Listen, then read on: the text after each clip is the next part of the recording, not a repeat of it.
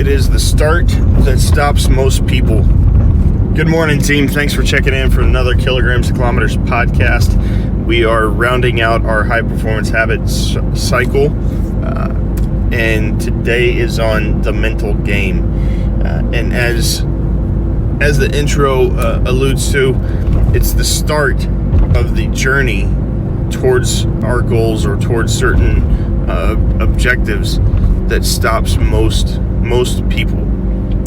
Maybe it's the timeline, maybe it's the feet, maybe it's the steep demand of the climb that just gets a lot of people to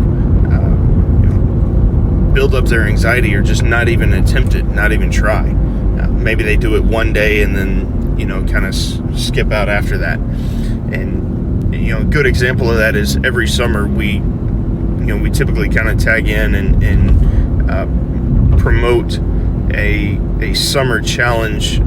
We actually picked up from Dr. Rob Gilbert, who runs Success Hotline. This guy, at this point in the game, this guy has made over 11,400 daily messages. And he runs a summer challenge between Memorial Day and Labor Day, which you may or may not see us post some stuff on social media, but the challenge is to go that entire period without certain things, right? Cut out sodas and cut out candy and things like that. And some people just say, oh, that's too long, it's not worth it. But the mistake they make is looking at it as it's this year it's 98 days, and the mistake that most people make is that they look at all 98 days at once. They think, man, 98 days, that's a long time. That's over 3 months. I love Dr. Gilbert's advice and his mantra when he says you don't do it 98 days. You do it one day, and then you repeat it 98 times. And when you think about it that way, it's the same as saying, well, I want to put, I want to put 50 pounds on my squat, or I want to drop 0.2 of a second off of my 40 time. Well, you're not just going to go out and do that in one day. It's going to be a progressive thing that the first day you do your current max, and then the next week you're able to add 2 pounds or 5 pounds or so forth and so on. Right, and so you don't achieve those goals in one workout. It's working out consistently over time that helps you achieve those goals.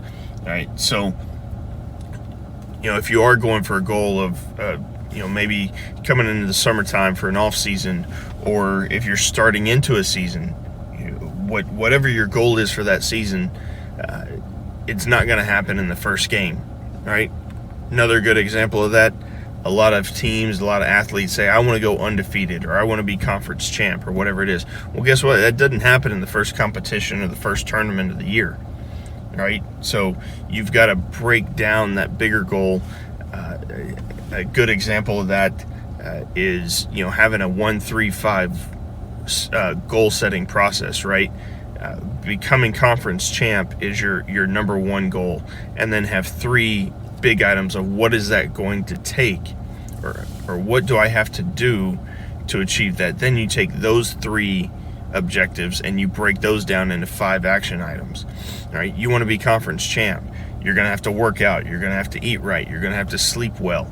Okay, well, what do my workouts need to look like? Have 5 action items under that. What does my nutrition need to look like? Have 5 action items under that.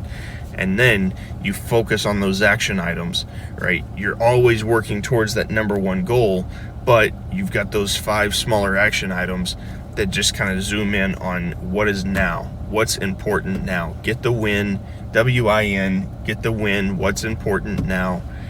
And that just continues you, or guarantees that you stay on the path towards that larger goal. So that's it for today, right? In short, don't be afraid to start.